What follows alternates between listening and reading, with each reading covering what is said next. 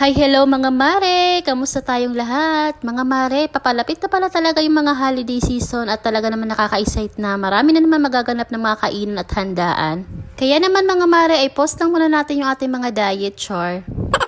Kayo ba mga mare, ano ba yung naisip nyo na lulutuin o hahanda natin sa darating na mga holidays? May naisip na ba kayo? Pa-comment naman mga mare. For today's video mga mare, magluluto na ako ng pansit at biglaan nga lang ito mga mare dahil may biglaan lang ako naging bisita. Itong mga sangkap na ginagamit ko mga mare ay ito nga lang yung available dito sa bahay. Itong kikiam at saka manok tapos ay chicken balls. Naganda rin ako mga mare ng gulay at ayan mga mare. Pagkatapos ko nga maprito yung kikiam at saka chicken balls, magigisa naman ako dito ng bawang sibuyas.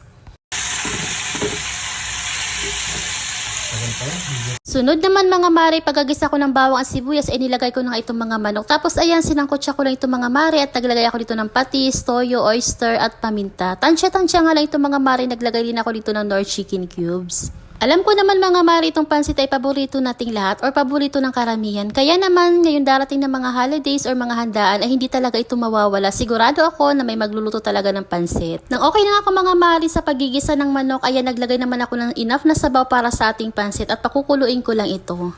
Syempre mga mare, wag natin kakalimutan tikman ang ating niluluto na sa ganun ay pwede pa tayong makapag-adjust. Nag-add pala ako ng konting asin at toyo kasi nakulangan ako. At pagdating nga sa pansit mga mare, alam ko may kanya-kanya tayong pamamaraan sa pagluluto nito. At kung ano man yung mga pamamaraan na yun na nakasanayan natin ay talaga namang masasabi ko napakasarap talaga ng pansit.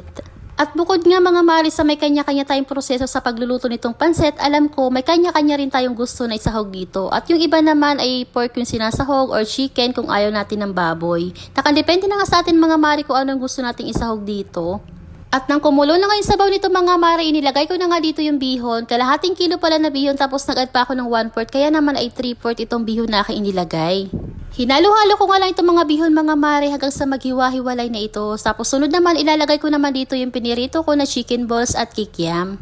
Tapos sunod ko na nga inilagay dito mga mare itong gulay na carrots at bell pepper. Iba-iba nga tayo sa pagluluto nito mga mare. Yung iba naman na nagluluto ng pansit ay hinihiwala yung mga naluto na nasahog. Tapos ayan mga mare, hinalo-halo ko lang at nakalimutan ko nga na may kanton pa pala ako dito na 1/4. Inihabol ko pa nga dito itong 1/4 na kanton mga mare kasi naman ay medyo masabaw pa naman ito at hindi pa naman ganun kaluto. Kaya okay lang na ihabol ko pa. Tapos ayan mga mare, hinalo-halo ko nga lang ito ng very light. Nang sa ganun ay maluto rin itong ating kanton na nahuli ko ng inilagay. Bali 1 kilo na pala itong pansit na aking niluluto mga mare. Kaya naman ay napuno na pala itong aking kawali. At hindi ko pa nga nailalagay dito mga mare yung repolyo.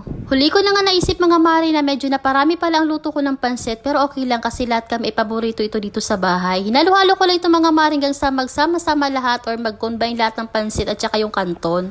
At eto na nga mga mare, ang ating pansit for today's video. Maraming salamat sa panonood. Samahan nyo ulit ako sa susunod na mini vlog. God bless!